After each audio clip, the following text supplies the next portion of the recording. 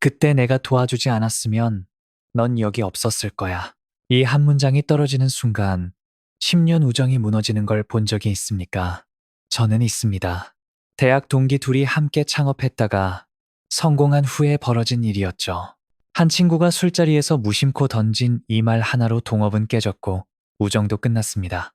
진실이었기에 더 아팠고 사실이었기에 더 잔인했습니다. 우리는 착각합니다. 관계를 망치는 건 배신이나 거짓말 같은 큰 잘못이라고 말이죠. 하지만 정작 사람 사이를 갈라놓는 건 선의로 포장된 작은 독침들입니다. 그 중에서도 가장 치명적인 독은 바로 은혜를 상기시키는 말입니다. 도움을 베푼 사실을 입 밖으로 꺼내는 순간 감사는 증발하고 부담만 남습니다. 어느 날 오랜 선배가 찾아왔습니다. 근황을 나누며 차를 마시다가 그가 불쑥 말했습니다. 내가 없었다면 자네는 지금 그 자리에 있지 못했을 거라고요. 틀린 말이 아니었습니다. 그의 추천이 없었다면 저는 기회를 얻지 못했을 테니까요. 하지만 그 순간 따뜻했던 차가 목구멍에 걸렸습니다. 고마웠던 기억이 순식간에 무거운 짐으로 바뀌었죠. 그날 이후 저는 그 선배를 피하기 시작했습니다. 정약용은 유배 시절 이런 인간관계의 미묘한 균열을 깊이 관찰했습니다. 강진에서 18년, 그는 수많은 사람들과 편지를 주고받으며 인간 심리의 정수를 꿰뚫어 봤죠. 그가 발견한 진실은 충격적이면서도 단순했습니다. 도움 자체는 관계를 깊게 만들지만 도움을 언급하는 순간 관계는 독이 된다는 것이었습니다. 왜 그럴까요? 도움을 말로 꺼내는 순간 주는 사람은 채권자가 되고 받는 사람은 채무자가 되기 때문입니다. 평등했던 관계가 순식간에 수직 관계로 바뀝니다. 더 무서운 건 이런 변화가 서서히, 그러나 확실하게 일어난다는 겁니다. 처음엔 가벼운 농담처럼 시작하지만 반복될수록 관계는 숨이 막혀옵니다. 생각해보세요. 우리는 모두 누군가의 도움으로 여기까지 왔습니다. 부모님의 희생, 스승의 가르침, 선배의 조언, 친구의 위로가 없었다면 지금의 우리는 없겠죠. 그런데 왜 그 고마운 사람들이 때로는 부담스러워질까요? 바로 그들이 자신의 도움을 우리에게 상기시킬 때입니다. 은혜를 갚으라고 직접 말하지 않아도 은근히 압박하는 그 순간 말이죠. 저는 한 가지 실험을 해봤습니다. 제가 도와준 사람들과의 관계를 추적해 본 겁니다. 도움을 준 후 그 사실을 한 번도 언급하지 않은 경우와 가끔이라도 언급한 경우를 비교했죠. 결과는 명확했습니다. 전자는 여전히 편안한 관계를 유지하고 있었지만 후자는 대부분 소원해졌거나 끊어졌습니다. 도움을 기억시킨 대가는 관계의 단절이었던 겁니다. 오늘 우리가 탐구할 주제는 바로 이것입니다. 선행이 어떻게 부담이 되는지, 도움이 어떻게 굴레가 되는지, 그리고 우리가 어떻게 이 덫에서 벗어날 수 있는지를 말이죠. 정약용이 남긴 지혜를 따라가며 관계를 가볍고 자유롭게 만드는 방법을 찾아보겠습니다. 먼저 당신에게 묻고 싶습니다. 지금 이 순간 당신은 누군가에게 빚진 마음을 안고 살고 있습니까? 아니면 누군가가 당신에게 빚졌다고 생각하고 있습니까? 어쩌면 둘 다일 수도 있겠죠. 그렇다면 이 글이 그 무거운 짐을 내려놓는 시작점이 되기를 바랍니다. 정약용은 관직 생활을 하며 독특한 현상을 목격했습니다. 능력 있는 관리들이 갑자기 무기력해지는 순간들을 말입니다. 처음엔 개인의 나약함이라 생각했지만 관찰을 거듭할수록 공통된 패턴을 발견했죠. 그들은 모두 누군가의 은혜를 끊임없이 상기당하는 사람들이었습니다. 한 젊은 관리의 사례가 특히 인상적이었습니다. 재능이 뛰어나 빠르게 승진했지만 어느 순간부터 제 목소리를 내지 못했습니다. 회의 시간에도 침묵했고 중요한 결정을 앞두고도 우유부단했죠. 정약용이 그를 따로 불러 이유를 물으니 그는 한참을 망설이다 털어놓았습니다. 자신을 천거한 상관이 사사건건 예전 일을 들먹인다는 겁니다. 네가 여기 있는 건 다 내 덕이야. 내가 아니었으면 넌 아직도 말단이었을 거야. 같은 말들이 매일 그를 짓눌렀다고 했죠. 그 말을 들을 때마다 젊은 관리는 자신의 능력을 의심하게 되었습니다. 승진도 성과도 모두 자신의 것이 아니라 남의 덕이라는 생각에 사로잡혔죠. 결국 그는 스스로를 가두게 되었고 한때 촉망받던 인재는 평범한 관리로 전락했습니다. 상관의 친절한 압박이 한 사람의 가능성을 짓밟은 겁니다. 다사는 이런 일들을 보며 선행의 이중성을 깨달았습니다. 선행은 베푸는 순간에는 아름답지만 그것을 기억하고 언급하는 순간 추해진다는 것을요. 마치 꽃이 피었다가 시드는 것처럼 선행도 때가 있다는 겁니다. 베풀 때가 있고 잊을 때가 있는 거죠. 문제는 대부분의 사람들이 베푸는 법은 알지만 잊는 법은 모른다는 것이었습니다. 그는 유배지에서 만난 한 노인의 이야기도 기록했습니다. 노인은 젊은 시절 이웃의 아들을 걷어 키웠습니다. 부모를 잃은 아이를 불쌍히 여겨 자신의 아들처럼 돌봤죠. 아이는 성장에 성공한 상인이 되었고 노인을 모시겠다고 나섰습니다. 그런데 노인은 거절했습니다. 이유를 묻자 노인은 쓴웃음을 지으며 말했습니다. 내가 그 아이를 키운 걸 잊지 못하는 한 우리는 평등할 수 없다고요. 다사는 이 노인의 지혜에 감탄했습니다. 노인은 자신의 선행이 상대방의 굴레가 될 수 있음을 알았던 겁니다. 그래서 거리를 둠으로써 오히려 그 청년을 자유롭게 해주었죠. 이것이 진정한 사랑이 아닐까요? 그는 선행을 두 가지로 구분했습니다. 첫째는 흐르는 선행, 둘째는 고이는 선행입니다. 흐르는 선행은 베풀고 있는 것이고 고이는 선행은 베풀고 기억하는 것입니다. 전자는 물처럼 생명을 키우지만 후자는 배처럼 썩어갑니다. 물은 계속 흐르기에 신선하지만 고인 물은 악취를 풍깁니다. 관계도 마찬가지입니다. 잊혀진 도움은 신뢰를 키우지만 반복해서 언급되는 도움은 부담과 원망을 키웁니다. 흥미로운 건 베푸는 사람의 심리 변화입니다. 처음엔 누구나 순수한 마음으로 시작합니다. 상대방을 진심으로 돕고 싶었죠. 하지만 시간이 지나면서 묘한 변화가 일어납니다. 인정받고 싶은 욕구가 슬며시 고개를 들죠. 특히 상대방이 성공했을 때 혹은 자신이 어려워졌을 때 이런 욕구는 더 강해집니다. 그래서 무심코 말이 나옵니다. 내가 그때 도와줬잖아 라고요. 그 순간 순수했던 선행은 거래의 영수증이 되고 맙니다. 베푼 사람은 자신도 모르게 상대방 위에 서려 하고 받은 사람은 자신도 모르게 고개를 숙입니다.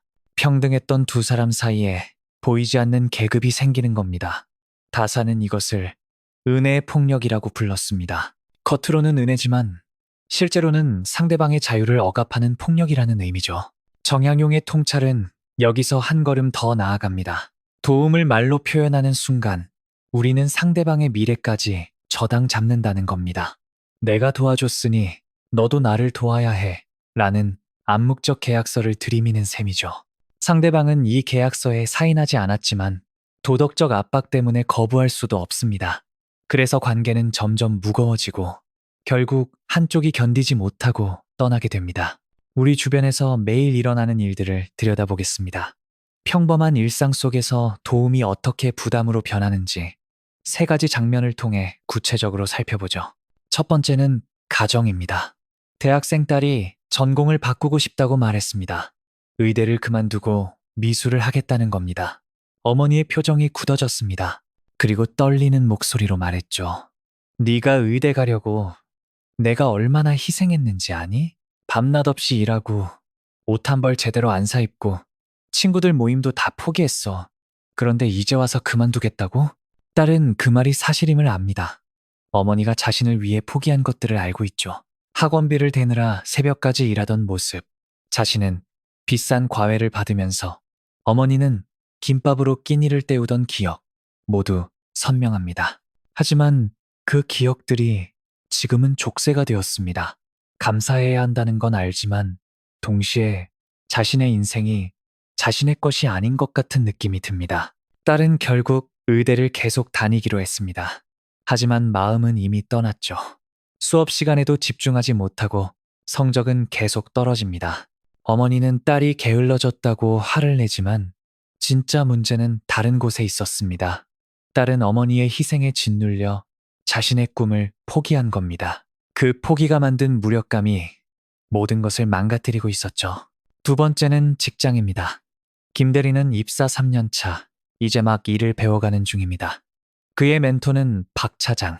입사 때부터 그를 챙겨준 선배입니다. 박 차장은 정말 좋은 사람입니다. 김 대리가 실수할 때마다 감싸주고 어려운 일이 있으면 대신 나서주죠. 문제는 박 차장이 그 사실을 너무 자주 언급한다는 겁니다. 내가 그때 안 도와줬으면 너 큰일 났을 거야. 사장님한테 내가 좋게 말해서 너 승진한 거 알지? 내가 널 얼마나 아끼는지 알지? 회식 자리에서 점심시간에 심지어 다른 팀 사람들 앞에서도 이런 말들이 나옵니다. 처음엔 감사했던 김 대리도 이제는 부담스럽습니다. 실수를 하면 박 차장의 얼굴에 먼저 죄송하고 성과를 내도 자신의 능력인지 박 차장의 덕인지 헷갈립니다. 더 큰 문제는 김 대리가 독립적으로 일할 기회를 잃고 있다는 겁니다. 새로운 프로젝트가 있어도 박 차장의 눈치를 보고 자신의 아이디어가 있어도 먼저 박 차장의 허락을 구합니다. 3년이 지났지만 여전히 신입사원처럼 행동하는 자신을 발견하고 자괴감에 빠집니다. 결국 김 대리는 다른 팀으로 이동을 신청합니다. 박 차장은 배은망덕하다고 화를 내지만 김 대리에게는 숨을 쉴 공간이 필요했던 겁니다. 세 번째는 친구 사이입니다. 정우와 민수는 고등학교 때부터 친구입니다. 20년 지기죠. 5년 전 정우가 사업에 실패해 힘든 시기를 보냈습니다. 민수는 망설임 없이 큰 돈을 빌려줬고 정신적으로도 큰 힘이 되어줬죠. 정우는 그 도움으로 다시 일어설 수 있었고 지금은 안정적인 직장을 다니고 있습니다. 그런데 최근 민수가 이상해졌습니다. 만날 때마다 그때 일을 언급하는 겁니다. 처음엔 농담처럼 내가 그때 도와주지 않았으면 어쩔 뻔했어? 라고 하더니 이제는 노골적으로 요구합니다. 이번 주말에 이사하는데 와서 도와줘. 우리 처남 회사에 물건 좀 소개해줘. 이번 모임 회비는 네가 내. 같은 식이죠. 거절하면 꼭 덧붙입니다. 그때 내가 도와준 거 생각하면 이 정도는 해줘야지. 정우는 괴롭습니다. 민수에게 진심으로 감사하지만 이제는 만나는 게 부담스럽습니다. 5년 전의 도움이 평생의 빚이 되어야 하는 걸까요? 우정이 대차대조표가 되어버린 지금 두 사람은 예전처럼 편하게 웃을 수 없습니다. 정우는 차라리 그때 도움을 받지 않았더라면 하는 생각까지 하게 됩니다. 도움이 우정을 지켜준 게 아니라 망가뜨린 셈이죠. 세 장면의 공통점이 보이시나요? 도움 자체는 분명 고마운 일이었습니다. 어머니의 희생, 선배의 배려, 친구의 우정, 모두 진심이었고 소중했죠. 하지만 그 도움이 반복해서 언급될 때 관계는 수평에서 수직으로 바뀝니다. 도움을 준 사람은 위에, 받은 사람은 아래에 서게 되죠. 그리고 이런 위계는 관계를 피곤하게 만들고 결국 파괴합니다. 더 슬픈 건 도움을 준 사람들도 처음부터 이런 결과를 원한 건 아니라는 겁니다. 그들도 진심으로 돕고 싶었고 상대방이 잘 되기를 바랐습니다. 하지만 시간이 지나면서 마음 한구석에서 보상 심리가 자라났고 그것이 말로 튀어나온 겁니다. 한 번 나온 말은 주워 담을 수 없고 관계의 균열은 점점 벌어집니다. 정약용은 이런 현상을 정확히 짚어냈습니다. 도움은 순간의 행위지만 그것을 언급하는 것은 지속적인 폭력이 될 수 있다고요. 우리가 조심해야 할 건 바로 이 지점입니다. 선한 의도가 나쁜 결과를 만들 수 있다는 것, 사랑이 구속이 될 수 있다는 것을 기억해야 합니다. 강진에서 유배 생활을 하던 시절, 정약용은 한 제자를 만났습니다. 이름은 황상, 총명하지만 가난한 청년이었죠. 아버지는 일찍 돌아가시고 홀어머니가 챗바느질로 겨우 생계를 유지하는 형편이었습니다. 황상은 배움에 목말랐지만 책 한 권 살 여유가 없었습니다. 정약용은 이 청년의 재능을 알아봤습니다. 그래서 자신의 책을 빌려주고 그를 가르치기 시작했죠. 더 나아가 자신의 인맥을 동원해 황상이 향시에 응시할 수 있도록 도왔습니다. 과거 시험을 치르려면 한양까지 가야 했는데 그 여비까지 마련해줬습니다. 황상은 열심히 공부했고 마침내 과거에 급제했습니다. 몇 년 후 황상은 이름난 학자가 되었습니다. 그의 문화에 제자들이 몰려들었고 조정에서도 그의 의견을 물을 정도가 되었죠. 이때 정약용의 다른 제자가 황상을 찾아가 말했습니다. 자네의 오늘이 있기까지 스승님의 은혜를 잊지 말게. 자네의 학문도 명성도 모두 스승님께서 만들어주신 것이니 황상은 그 말에 깊이 고개를 숙였습니다. 그리고 곧바로 정약용을 찾아가 큰 절을 올렸죠. 스승님, 제자의 모든 것은 스승님의 은혜입니다. 평생 이 은혜를 갚으며 살겠습니다. 그러나 정약용의 반응은 예상과 달랐습니다. 그는 황상을 일으켜 세우며 단호하게 말했습니다. 내가 한 일은 문을 열어준 것뿐이네. 그 문을 통과한 건 자네 자신이야. 자네의 노력과 재능이 없었다면 내 도움이 무슨 소용이 있었겠는가. 더구나 자네가 이룬 것들은 온전히 자네 것이니 내게 빚졌다 생각하지 말게. 황상이 계속 은혜를 말하자 정약용은 더욱 단호해졌습니다. 만약 자네가 계속 나를 은인으로 모신다면 우리는 영원히 스승과 제자의 관계에 갇힐 것이네. 하지만 자네가 이 은혜를 내려놓는다면 우리는 학문을 논하는 벗이 될 수 있네. 나는 자네와 벗이 되고 싶네.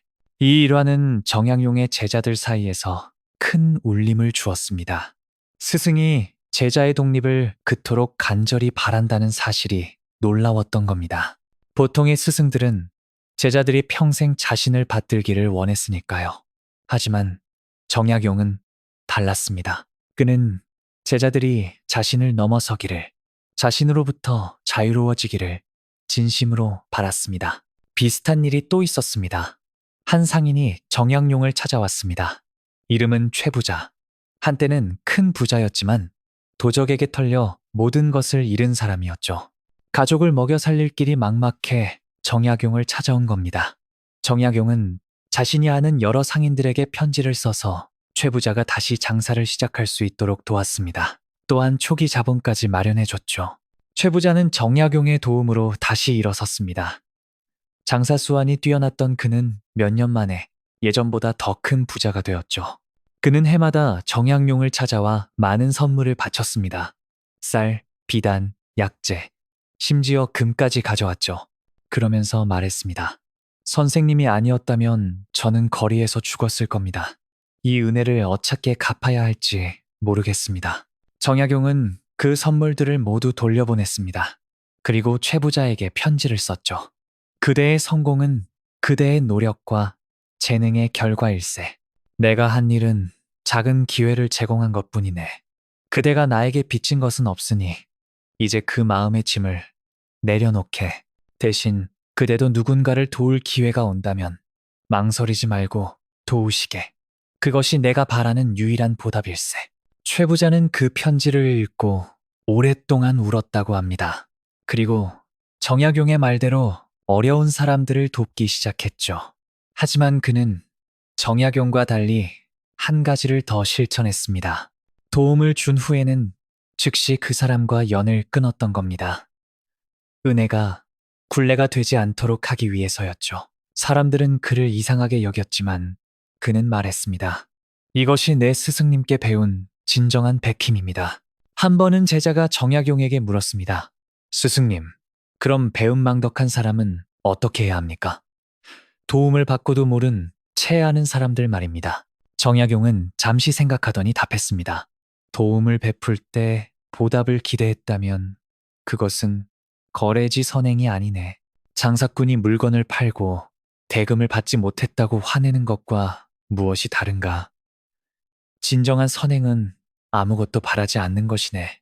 상대방이 잊어도 서운하지 않고 심지어 배신해도 후회하지 않는 것. 그것이 진짜 배심이라네. 제자가 다시 물었습니다. 그럼 악용하는 사람들은 어떻게 합니까? 그건 그들의 문제이지 우리의 문제가 아니네. 우리는 우리의 길을 갈 뿐이야. 다만 같은 사람에게 계속 속는다면 그건 어리석음이니 조심해야겠지. 하지만 한 사람 때문에 모든 사람을 의심한다면 그것이야말로 진짜 손해가 아니겠는가. 정약용의 통찰을 현대적 언어로 체계화해 보겠습니다. 관계를 건강하게 유지하는 두 가지 핵심 원리와 그것을 뒷받침하는 심리적 메커니즘을 살펴보죠. 첫 번째 원리는 선행의 완성은 망각에 있다는 것입니다. 이것은 단순히 잊으라는 수동적 권유가 아닙니다. 적극적이고 의식적인 선택입니다. 도움을 베푼 후에는 즉시 그리고 완전히 잊어야 합니다. 마치 강물에 돌을 던진 후 그 돌이 어디로 갔는지 추적하지 않는 것처럼 말이죠. 왜 망각이 필요할까요? 기억은 소유욕을 낳기 때문입니다. 우리가 베푼 선행을 기억하는 순간 그것은 우리의 자산이 됩니다. 그리고 자산은 관리하고 싶어지죠. 얼마나 가치 있는지 확인하고 싶고 그 가치를 인정받고 싶어집니다. 이것이 바로 은혜를 들먹이게 되는 심리적 메커니즘입니다. 더 깊이 들어가면 우리의 뇌는 손실을 극도로 싫어합니다. 베푼 도움을 기억하는 것은 일종의 손실로 인식되죠. 시간, 에너지, 돈, 무엇이든 우리가 준 것은 잃은 것입니다. 그래서 뇌는 자동으로 보상을 찾습니다. 감사, 인정, 보답, 어떤 형태로든 회수하려 하죠. 이것이 선의로 시작한 도움이 계산적으로 변하는 이유입니다. 두 번째 원리는 감사의 자유입니다. 도움을 받은 사람에게는 감사할 자유도, 잊을 자유도, 심지어 무시할 자유도 있습니다. 이것은 배은망덕을 권장하는 게 아닙니다. 감사가 진짜 감사가 되려면 자유로운 선택이어야 한다는 말입니다. 강요된 감사는 감사가 아니라 세금입니다. 생각해보세요. 누군가 당신에게 선물을 주면서 이거 얼마짜리인지 알아? 고마워해야 해 라고 말한다면 어떤 기분일까요? 선물의 기쁨은 사라지고 부담만 남겠죠. 도움도 마찬가지입니다. 감사를 강요하는 순간 도움은 독이 됩니다. 이 두 원리가 작동하는 심층 메커니즘을 보겠습니다. 인간관계는 본질적으로 자유의지의 만남입니다. 서로가 자유롭게 선택할 때 관계는 건강합니다. 하지만 도움이 의무를 만들면 자유가 사라집니다. 한쪽은 채권자, 한쪽은 채무자가 되죠. 이런 관계는 겉으로는 유지되지만 속으로는 썩어갑니다. 정약용은 이것을 관계의 부패라고 불렀습니다. 신선한 관계가 시간이 지나면서 썩는다는 의미죠. 그런데 흥미로운 건 이 부패를 막는 방법이 의외로 간단하다는 겁니다. 계속 흐르게 하면 됩니다. 물이 흐르면 썩지 않듯 도움도 흐르게 하면 관계가 썩지 않습니다. 어떻게 흐르게 할까요? 베푼 사람은 있고 받은 사람은 다른 사람에게 베풀면 됩니다. A가 B를 돕고 B가 C를 돕고 C가 D를 돕는 식이죠. 이렇게 하면 도움은 특정 두 사람 사이에 갇히지 않고 사회 전체로 퍼져나갑니다. 이것이 정약용이 꿈꾼 이상적인 사회입니다. 현대 심리학도 이를 뒷받침합니다. 심리적 반발 이론에 따르면 인간은 자유를 제한당할 때 강하게 저항합니다. 은혜를 강요받는 것도 일종의 자유 제한이죠. 그래서 아무리 고마운 도움이라도 그것이 의무가 되면 반발심이 생깁니다. 결국 고마움보다 부담이 커지고 관계는 끝나게 됩니다. 또 다른 개념은 호혜성의 규범입니다. 인간은 본능적으로 받은 만큼 돌려주려 합니다. 문제는 도움의 가치를 객관적으로 측정할 수 없다는 겁니다. 준 사람은 크게 생각하고 받은 사람은 작게 생각하기 마련이죠. 이 차이가 갈등을 만듭니다. 그래서 최선은 계산하지 않는 것입니다. 정약용의 지혜를 한 문장으로 정리하면 이렇습니다. 도움은 행위일 때 빛나고 기억일 때 썩는다. 우리가 기억해야 할 것은 도움 자체가 아니라 이 원리입니다. 베풀되 있고 받되 자유롭게. 이것이 관계를 살리는 비결입니다. 마지막으로 한 가지 더. 이 원리들은 도덕적 당위가 아닙니다. 실용적 지혜입니다. 관계를 오래, 건강하게 유지하고 싶다면 따라야 할 기술이죠. 도덕적으로 완벽한 사람이 되라는 게 아니라 현명한 사람이 되라는 겁니다. 그리고 그 현명함의 시작은 우리의 이기심을 인정하는 데 있습니다. 우리는 모두 인정받고 싶고 보상받고 싶어 합니다. 그것을 부정하지 말고 인정한 후에 넘어서는 것. 그것이 진짜 지혜입니다. 관계를 가볍게 만드는 구체적인 언어를 제시하겠습니다. 말 한마디가 관계의 온도를 바꿀 수 있습니다. 상황별로 쓸 수 있는 문장들을 정리했으니 필요할 때 자연스럽게 활용해 보세요. 먼저 도움을 준 사람이 쓸 수 있는 문장들입니다.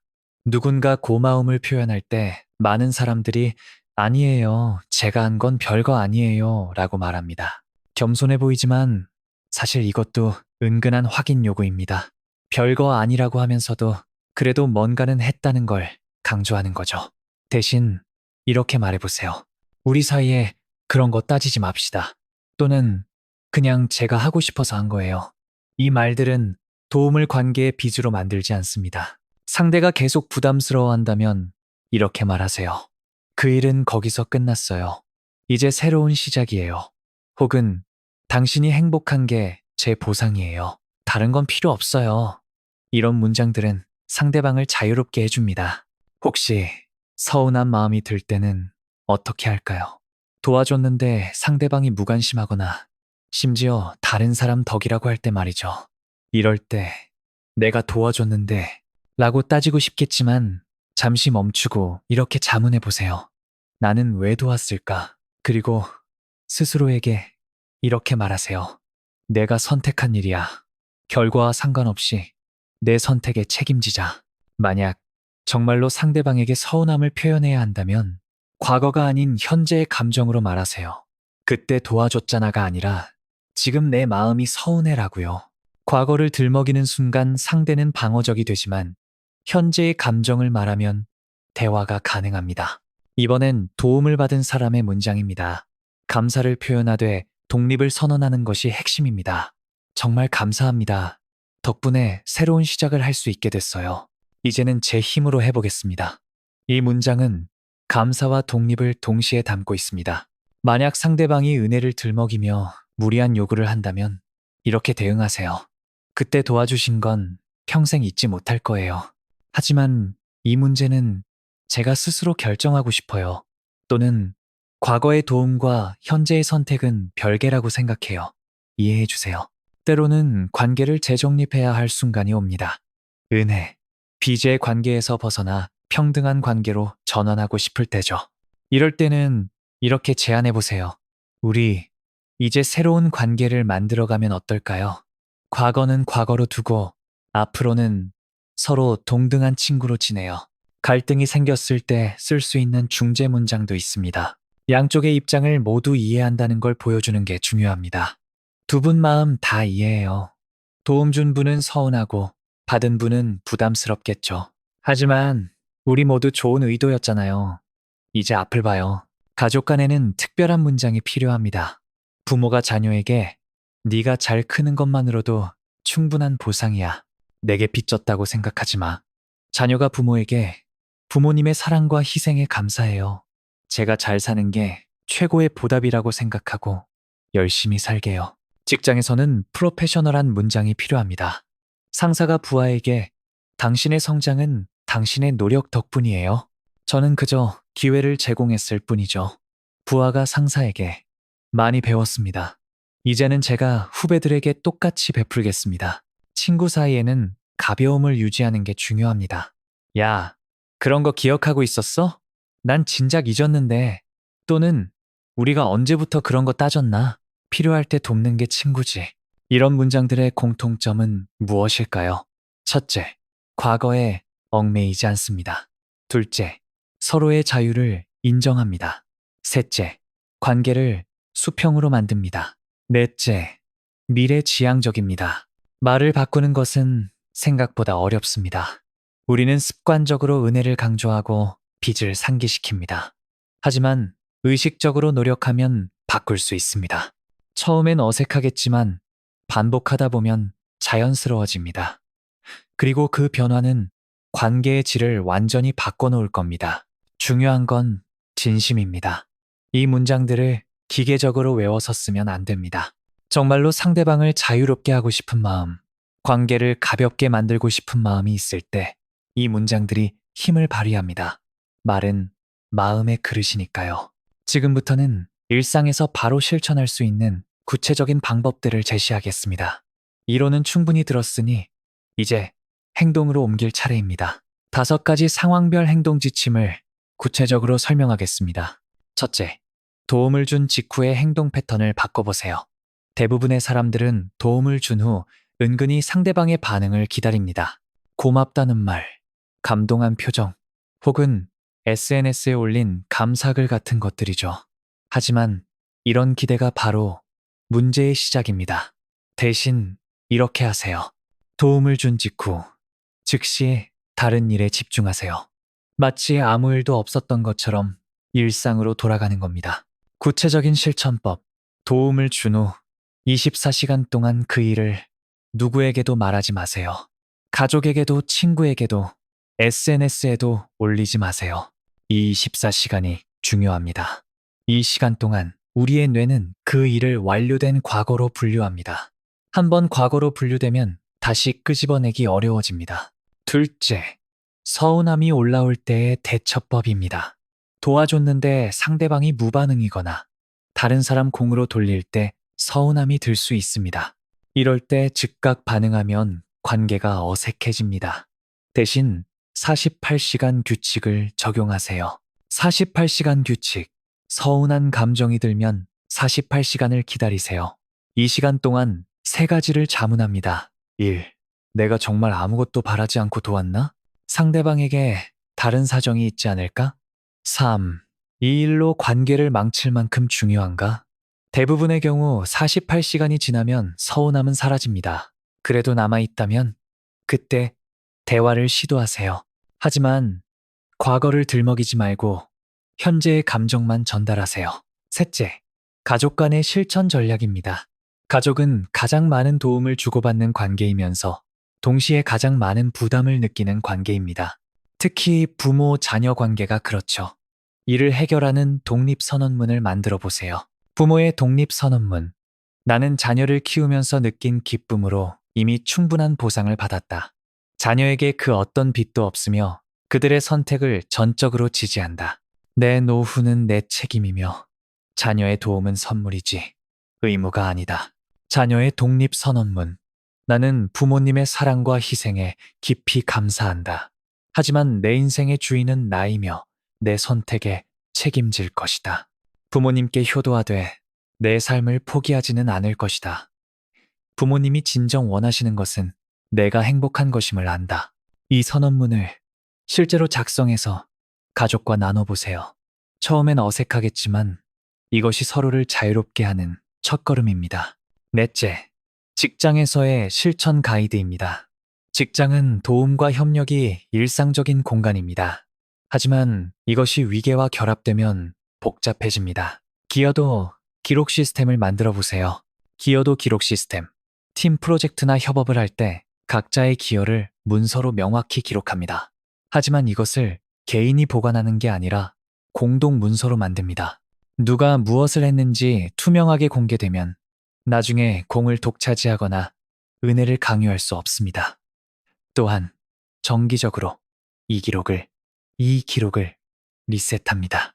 과거는 과거로 두고 새로 시작하는 거죠. 추가로 멘토링 계약서를 만드는 것도 좋습니다. 선배가 후배를 도울 때 기간과 범위를 명확히 정하는 겁니다. 3개월간 주 1회 멘토링. 그 이유는 각자의 길처럼요. 이렇게 하면 멘토링이 평생의 빚이 되지 않습니다. 다섯째, 친구 관계의 실천 방법입니다. 친구는 가장 자유로운 관계여야 하는데 때로는 가장 계산적인 관계가 됩니다. 리셋데이를 만들어 보세요. 리셋데이. 1년에 한 번 친구들과 리셋데이를 갖습니다.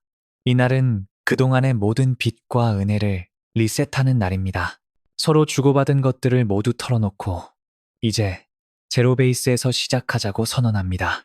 농담처럼 할 수도 있고 진지하게 할 수도 있습니다. 중요한 건 과거를 정리하고 새롭게 시작한다는 의미를 공유하는 것입니다. 또한 노 카운트 규칙을 정하세요.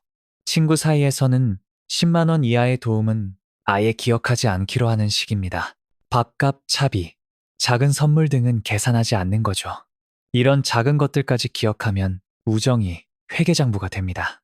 여섯째, 예방적 실천입니다. 문제가 생기기 전에 미리 대비하는 방법들입니다. 도움일기 작성. 매일 자신이 베푼 도움을 일기에 적되 일주일 후 그 페이지를 찢어서 버립니다. 적는 것은 자기 만족을 위해서, 버리는 것은 집착하지 않기 위해서입니다. 이 의식적 행위가 망각을 돕습니다. 감사 표현 연습. 도움을 받았을 때 감사를 표현하는 연습을 합니다. 하지만 여기서 중요한 건 한 번만 표현하는 것입니다. 과도한 감사는 오히려 부담을 만듭니다. 진심을 담아 한 번 제대로 표현하고 그 다음부터는 행동으로 보여주세요. 이 모든 실천법의 핵심은 의식적 노력입니다. 우리의 본능은 도움을 기억하고 보상받기를 원합니다. 이 본능을 거스르는 것은 쉽지 않습니다. 하지만 꾸준히 실천하면 새로운 습관이 됩니다. 그리고 그 습관이 당신의 모든 관계를 바꿔놓을 것입니다. 처음 던진 질문으로 돌아가 보겠습니다. 도움을 오래 기억하는 습관이 우리를 어떻게 묶는가? 이제 8개 장을 거쳐온 당신은 답을 알고 있을 겁니다. 기억은 자유를 가두는 감옥이 될 수 있습니다. 한 가지 실화를 들려드리겠습니다. 제가 아는 한 노부부가 있었습니다. 결혼 50년. 누가 봐도 금슬 좋은 부부였죠. 그런데 어느 날 아내가 눈물을 흘리며 말했습니다. 50년 동안 단 하루도 자유로운 적이 없었다고요. 이유를 물으니 남편이 결혼 초기에 있었던 일을 평생 들먹였다는 겁니다. 신혼 때 남편 집안이 어려워져서 아내가 친정에서 큰 돈을 빌려왔습니다. 그 돈으로 위기를 넘겼고 나중에 다 갚았죠. 하지만 남편은 그 일을 잊지 않았습니다. 부부싸움을 할 때마다 그때 당신 덕분에 살았다고 했고 중요한 결정을 할 때마다 그때 일을 생각하면 당신 말을 들어야지 라고 했습니다. 아내는 처음엔 그것이 고마움의 표현이라 생각했습니다. 하지만 세월이 흐르면서 깨달았죠. 그것은 고마움이 아니라 굴레였다는 것을. 50년 전의 도움이 50년 동안 그녀를 묶어놓은 겁니다. 그녀는 한 번도 남편과 동등한 위치에서 대화해 본 적이 없었습니다. 항상 은혜를 베푼 사람과 입은 사람의 관계였죠. 정약용은 이런 비극을 예견했습니다. 그래서 망각의 미학을 강조한 겁니다. 망각은 무관심이 아닙니다. 사랑의 다른 표현입니다. 상대방을 자유롭게 하는 가장 적극적인 사랑이죠. 우리는 보통 은혜를 잊지 말라고 배웁니다. 이것은 받은 사람의 도리입니다. 하지만 준 사람의 도리는 정반대입니다. 은혜를 잊어라. 이 역설적 진실을 이해할 때 비로소 건강한 관계가 가능합니다. 물론 모든 것을 잊으라는 말은 아닙니다. 사랑했던 순간, 함께했던 기쁨, 나눴던 따뜻함은 기억해야 합니다. 잊어야 할 것은 빚과 채권입니다. 누가 누구에게 무엇을 해줬는지에 대한 계산을 잊어야 합니다. 생각해 보세요. 진정한 사랑은 무엇일까요? 상대방이 나 없이도 행복할 수 있기를 바라는 마음 아닐까요? 내 도움 없이도 잘 살 수 있기를 바라는 마음, 내게 빚지지 않고도 당당할 수 있기를 바라는 마음, 이것이 진짜 사랑입니다. 그런데 우리는 종종 반대로 행동합니다. 상대방이 나 없이는 안 되기를 바라고 내 도움을 계속 필요로 하기를 바라죠. 이것은 사랑이 아니라 소유욕입니다. 상대방을 나에게 묶어두려는 이기심입니다. 정약용의 가르침을 현대적으로 재해석하면 이렇습니다. 우리는 상호 의존에서 상호 독립으로 나아가야 합니다. 서로 기대는 관계가 아니라 서로 독립적이면서도 함께하는 관계. 필요해서가 아니라 원해서 함께하는 관계. 이것이 21세기가 요구하는 새로운 관계 패러다임입니다. 여기서 중요한 통찰이 하나 더 있습니다. 도움을 잇는 것과 도움을 하지 않는 것은 다릅니다. 오히려 정반대입니다. 진정으로 잊을 수 있는 사람만이 계속 도울 수 있습니다. 왜냐하면 그에게는 도움이 부담이 아니라 기쁨이기 때문입니다. 반대로 도움을 기억하는 사람은 결국 도움을 멈춥니다. 상대방이 충분히 보답하지 않는다고 느끼면 실망하고 분노하기 때문입니다. 이제 마지막 질문을 던지겠습니다. 당신은 어떤 사람이 되고 싶습니까? 도움을 기억하며 상대방 위에 서는 사람? 아니면 도움을 잊으며 상대방과 나란히 서는 사람? 선택은 당신의 몫입니다. 하지만 기억하세요. 그 선택이 당신의 모든 관계를 결정할 것입니다. 무겁고 답답한 관계를 원한다면 계속 기억하세요.